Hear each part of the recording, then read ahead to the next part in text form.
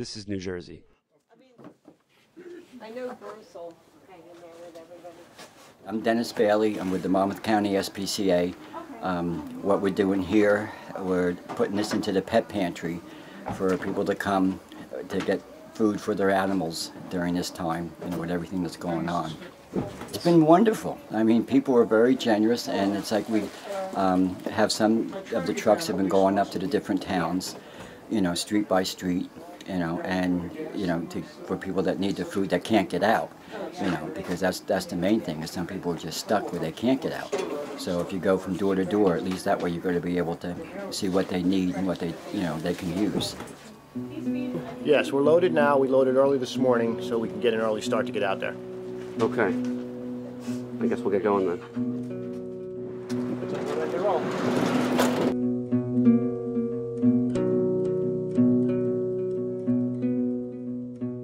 And these people were living in their camper, in their driveway, and they stopped us on the street. They were on their way to have the dog put to sleep because they couldn't bear to hear the dog screaming in such pain. What was this neighborhood like when you grew up? Kids outside playing all the time, neighbors talking to each other, everybody on their porch at night. It's like a little family.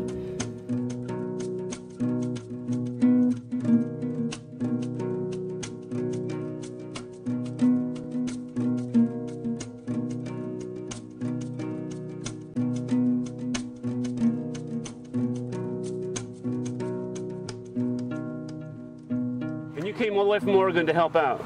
Yes, Team Rubicon, we're all veterans. We came from all over the United States to come down here to help out. Thank you. So we're veterans, firemen, emergency response people, and it's what we do. There was a house, my friend's house was right here in the corner growing up. Gone.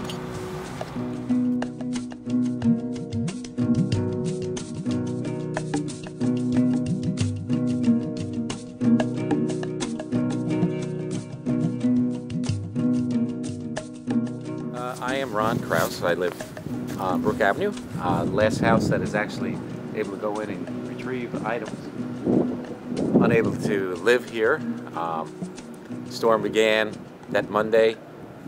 We lasted through the first one, no problems. It wasn't bad. But the second one is where, when we were checking on my garage, that's when my Mustang, which is over there, crashed out through the garage and went out to sea. And as it went out, lights came on, emergency lights. And it actually, after the storm, actually came right back and plopped itself right on my front lawn. And then the structure, as you can see from this side of the house, it's all boarded up now, but we had, this was all opened up. The water was coming right in broke through the drywall in the house and flooded my whole downstairs first floor. But I was able to run around, turn off the gas, turn off the water, turn off anything I get my hands on, because lights were still on. Yeah. So I avoided any fires or whatever was going on. Rescuers, when the storm finally subsided, when I looked outside, as you can see, there was nothing left. So I was like, I can't believe there's nobody here. Yeah. Let me just get this. Okay. Hello.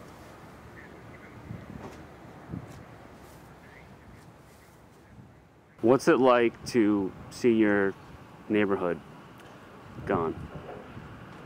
When I looked outside, I didn't see anybody's homes. It was unbelievable. So I was like, well, when the water subsides, they'll be there. Nobody was there except for the voices, because you heard the wind, and the wind was like a freight train. But when the wind stopped, is that voices or is that the wind? Sometimes you hear words. Yeah. And sure enough, it's help me, help me, help me, nonstop. And then I found out my neighbor, that's his garage right there, was here, locked over there. They swam out, got on the roof there. Their dog, they had to let the dog go. 40 minutes later, came back on a piece of wood, no problem, saved. They got out, we got out, they got out. This fella across the street got blown out of his house. They stayed in that car, watched my car come out from the driveway and go across to the sea. They were rescued earlier. The fella here, these are all homes here. Every one of these homes annihilated. This guy here ran across here to get them out. By the time he ran over to come back, that's where his car ended up, way back there. That's his vehicle, way in the back. So as you say, if you waited 3 minutes, it was 3 minutes too long. You didn't have enough time to do anything because the water was crashing right through the front of my steps, which is 14 feet high. So the width with the surges, it had to be 15, 16. It was just unbelievable. So why did you stay?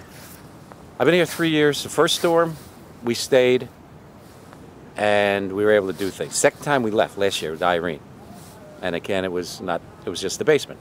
This time we decided, let's stay. And I talked to the neighbors. I've only been here 3 years. Everybody was staying. You know, I don't know. As far as the car goes, that would have been safe. But as far as the house, I don't know. I might have saved it just for the fact that I was there to turn the gas off, the water, the electric, you know. So, except for the car, I pretty much think that being there might have saved. I mean, I didn't know I was endangering my life because I could have been gone just like the rest of them. But this house was built to FEMA code, and that's what I think saved it. Because this was built in '97 after the '92 one. So this stayed, and the house behind me stayed because they were definitely built the right way. So these homes, forget about it. They were just little. Now they were older homes, level Cods. you know, really, you know, this guy actually he owned everything on that side of the street pretty much. And what happened is he never had any problems, but as you can see, this storm just took everybody. Let me ask you though. So now what do? You get it back up to. Well, my construction guy says that it can be rebuilt because it's only this part. As far as the rest of it goes, it's I mean, upstairs is like nothing ever happened. See what the structural damage is. Talk to the engineer. If they give us the go-ahead, probably come back. The only difference is we're putting major things up, and of course across the street, I don't know what they're going to do because that's a lot of, you know, you never know on that side, you know. So. And see what happens. I mean, they may say we can't build. I don't know. You know? What do you do to make yourself happy? How do you put a smile back on your face through moments like these? You got your family. You know, we got the dog. We got a brand new grandchild, so it's constantly keeping in touch with everybody. So many people offering homes, everything. Everybody wants you to live with them and take care of you. You know, and it's just like, and each day what you do is you just keep taking your stuff. It gets a little bit better. You know. You know, my wife cries, and I asked her today when she went back to work for the first time, and I said, "Did you cry?" She said, "I think I'm pretty cried out now, but you know, you don't know." And so she's got a couple of days off. I'm retired, so this is my project now to my retirement. Everybody, what are you going to do during retirement? Well, here it is, you know, get back to life. so luckily you can have the laughs, and everybody's live, everybody's healthy, so that's important, you know. And our neighbors, we keep in touch, and hopefully everything works out. I never, ever in my life thought I would see something like this. Ever. Not even a house, just property. The backyard. Birthday parties, Christmases. Yeah, it's all just a memory now. I can't imagine losing all your children's pictures, all the videos. Nothing left. How do you start over? How do you start your life all over again? Let me ask you, this might be the moment I ask you, what do you do to make yourself happy and put a smile on your face? I come out here and I help the people help their pets. And that keeps me going through this. To know that they're okay and that their pets are okay, and trying to put their families back together again.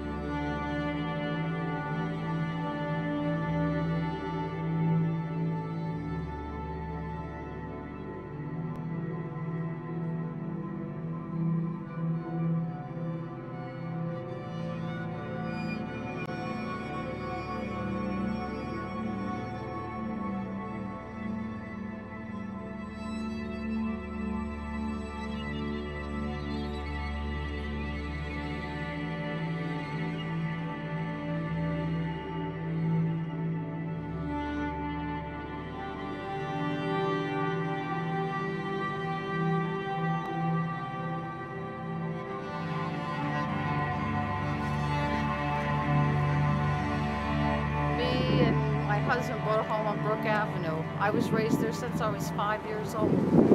And married, built a home, raised my children, raised my grandchildren, and then my children moved into this home about 12 years ago, I think. And this is what has happened to them and the rest of the neighborhood. They made out good for the fact that the family got to stay together. Mm-hmm. Nobody got hurt. And they're working on the home to get it back to the way it was. How was your home on Brook? Gone. And, you know, I'll tell you, the Union Beachers, they roll their sleeves up and they dig right in. They're all clam diggers, and so am I since I was 5 years old. And you just got great neighbors here, you know, and everybody has helped them. Everybody. They've come out of state to help these people. And this is just, it's like you guys. I mean, the SPCA, that's great. At least you know the dogs are being helped, too. There's people don't have homes that have dogs and are walking around with them trying to feed them. Let me ask you, I've been asking everybody this same question. What do you do to make yourself happy? I got my family. And we're together. And her friends, and they're here. And that's all that matters. That's it. You go to bed at night because you're tired from working and cleaning and everything, but it's okay. At night you sit down, you have dinner that somebody has dropped off, that somebody made, or they delivered in a car, and you sit down and have dinner and thank God you're all together. I think that's what all Union Beach is. They just thank God that, and hopefully some of them didn't lose a lot of people, you know? Mm-hmm. Mm-hmm. But, like I said, and I thank God for you guys, SPCA. At least we know the dog's going to eat too. They have been eating, though. They have. Little lasagna, little spaghetti, they have been eating. Well, we also want you to have this. Okay, it's a $25 gift card to PetSmart. Oh, my daughter will love this, so. All right? Thank you. God bless. Thank you so much. You're welcome. She'll And love if you it. need anything, you call us. Don't hesitate. Okay. Call us. We're here. That's why we're out here. For people that can't get to us, we're coming to you.